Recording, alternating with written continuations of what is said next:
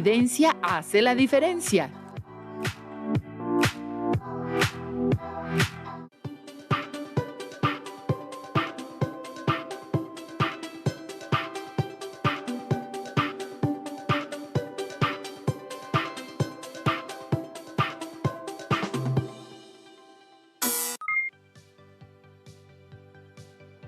¿Qué tal? Con gusto les saludo nuevamente. Sean bienvenidos alumnas y alumnos de tercer grado de secundaria a Aprende en Casa 2. Mi nombre es Alberto Ábrego y estoy aquí para compartir con ustedes contenidos relacionados con la asignatura Lengua Materna. Tendremos la oportunidad de revisar información y desarrollar algunas actividades para que juntos podamos seguir aprendiendo. El nombre de esta sesión es Tener evidencia hace la diferencia. Y junto con ustedes, desde la seguridad de su hogar o donde se encuentren, revisaremos información sobre la manera de identificar datos de investigación como formas de validar. Esto como parte del proceso que se sigue para desarrollar el aprendizaje esperado. Expresa de manera clara sus argumentos y los sustenta en información analizada al debatir sobre un tema. Para esta sesión de Tener evidencia hace la diferencia, los materiales que vamos a necesitar son cuaderno, bolígrafo y su libro de texto. Les sugerimos que en la medida de lo posible tomen notas, registren todas aquellas dudas, inquietudes o dificultades que vayan surgiendo durante el desarrollo de nuestra sesión, las cuales podrán resolver posteriormente, ya sea al consultar su libro de texto o al reflexionar en torno a los retos que les propondré.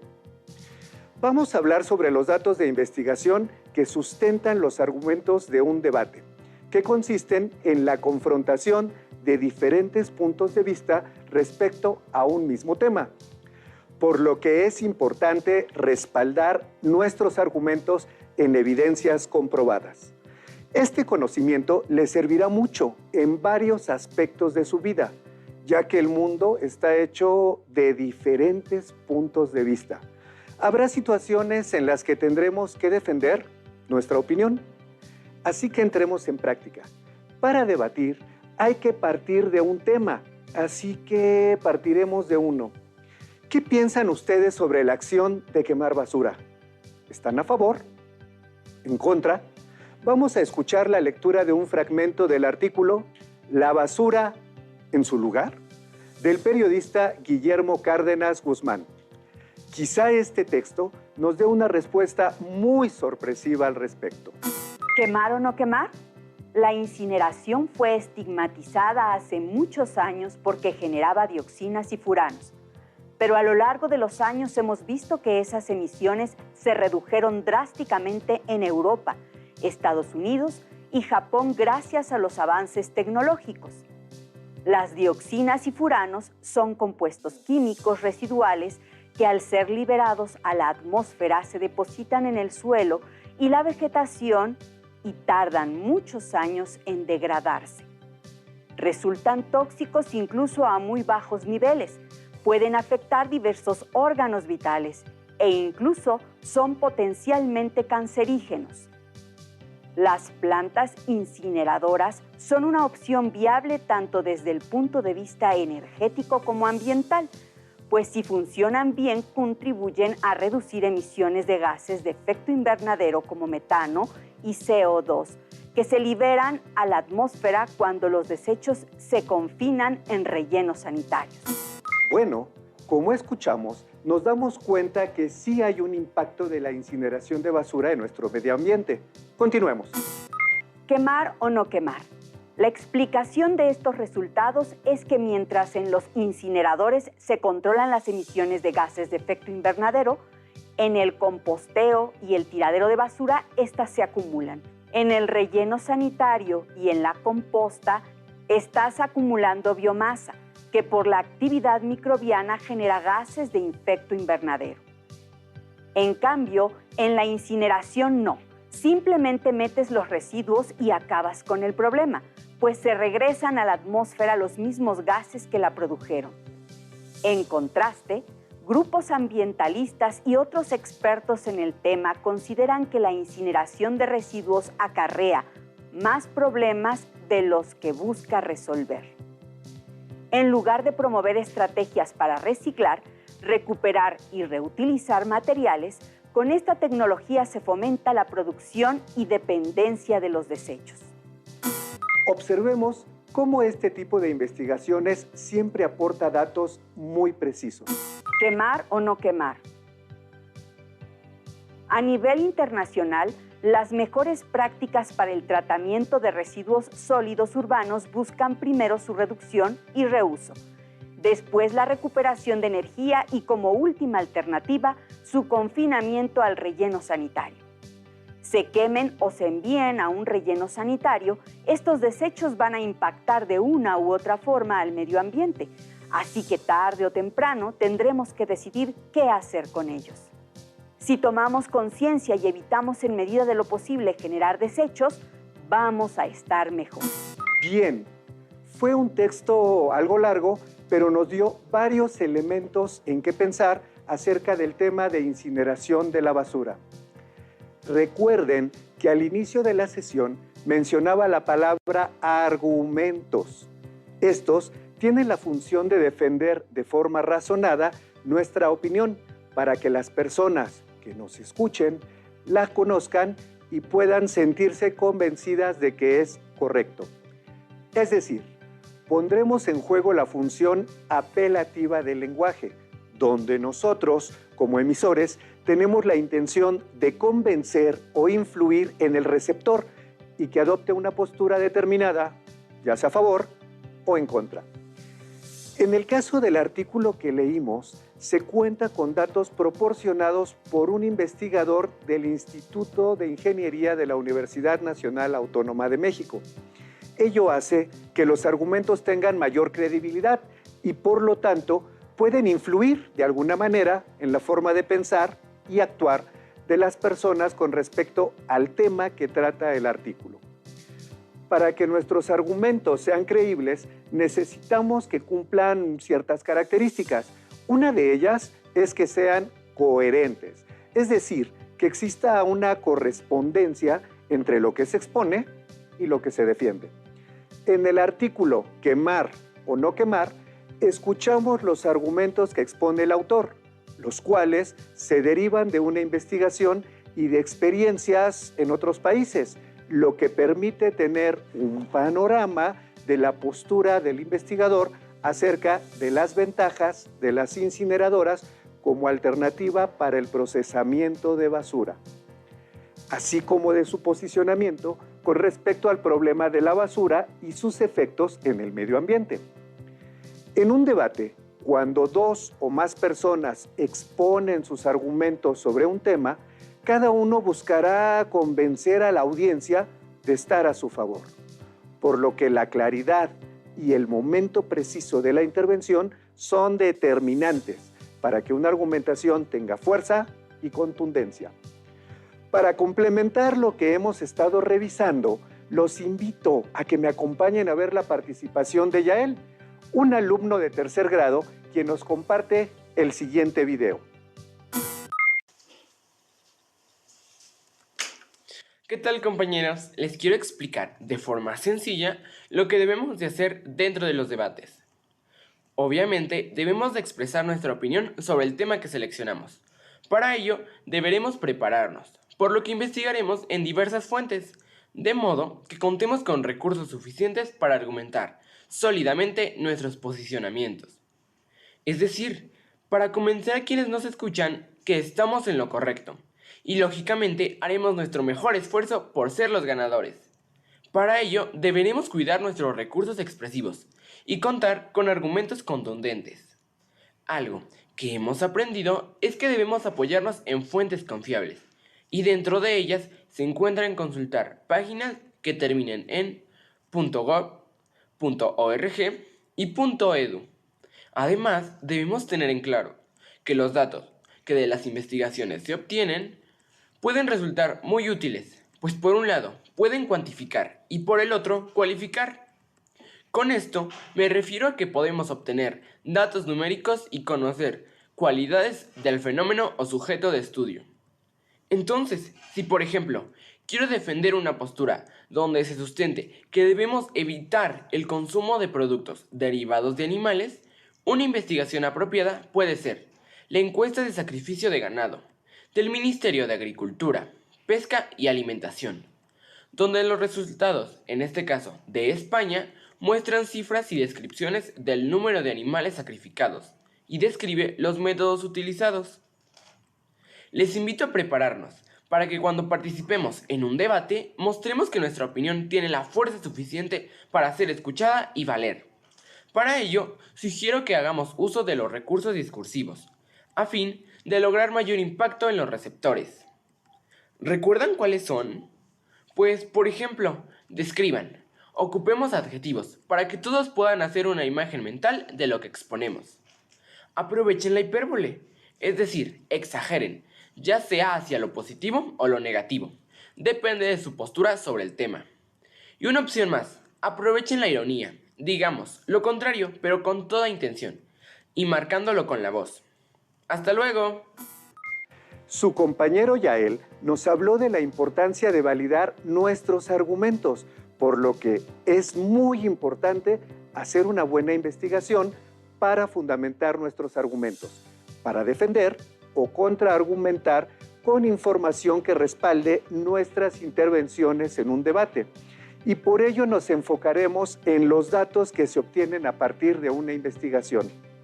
Empecemos por decir que, de acuerdo con la Universidad de Alcalá, los datos de investigación son aquellos materiales generados o recolectados durante el transcurso de una investigación.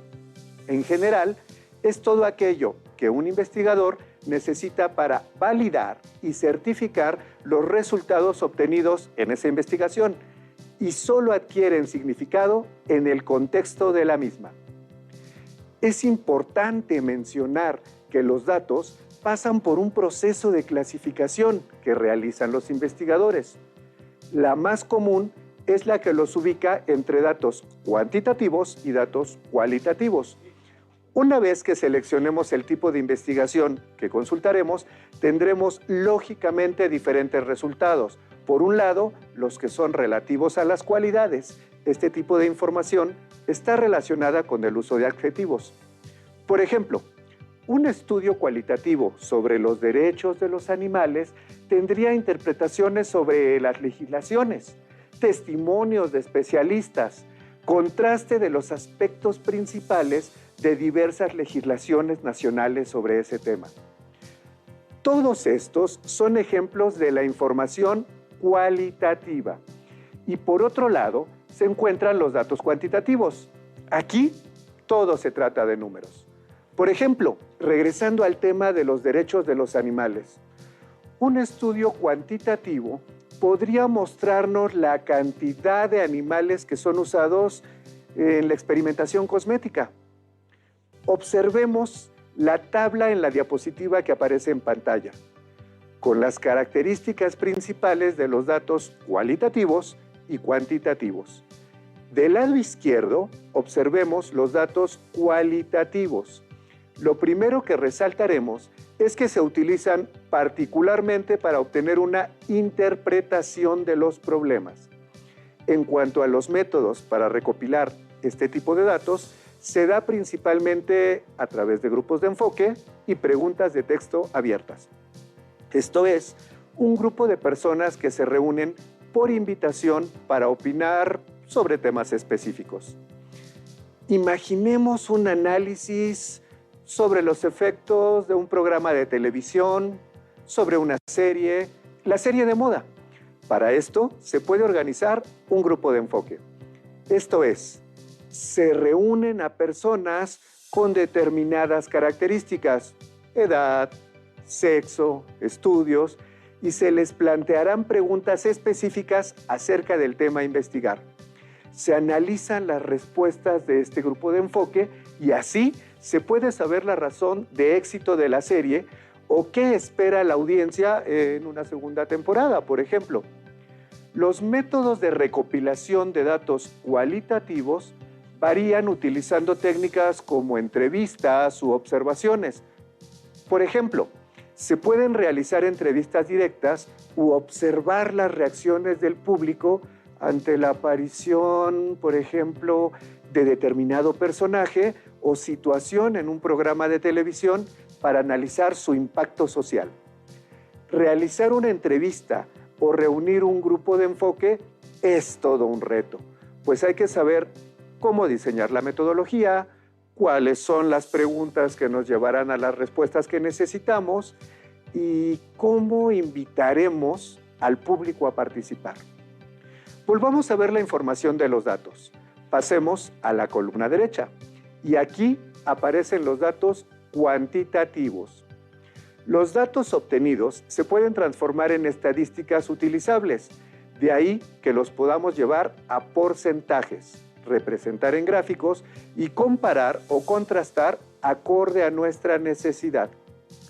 Por ejemplo, continuando con el ejemplo de las reacciones sociales de una serie televisiva, podemos medir los niveles de audiencia por semana en determinado horario o ver una comparación con otros programas. En comparación, los métodos cuantitativos de recopilación de datos se pueden aplicar a un mayor número de personas.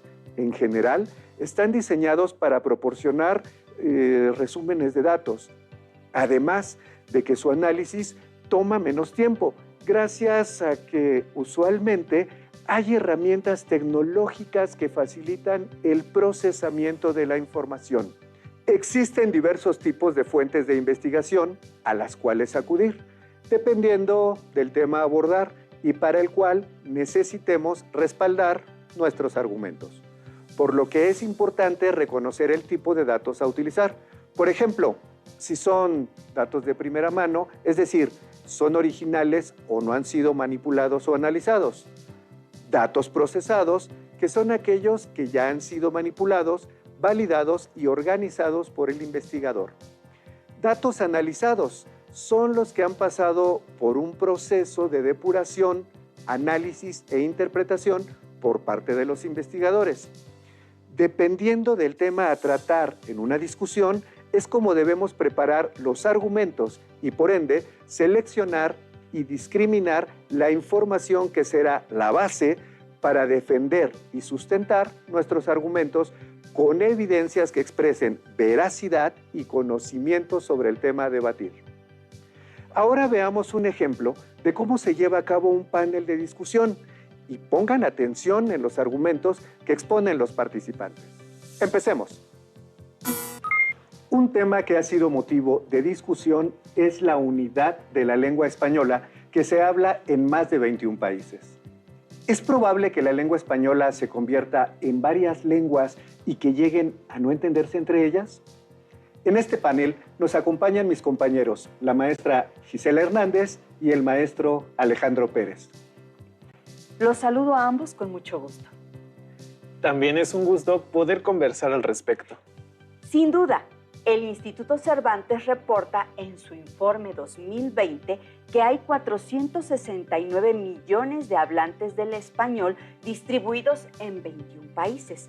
Es decir, hay 21 oportunidades al menos de que estos grupos poblacionales poco a poco vayan separándose, puesto que cada país habla el español con sus regionalismos, con sus formas propias de expresión.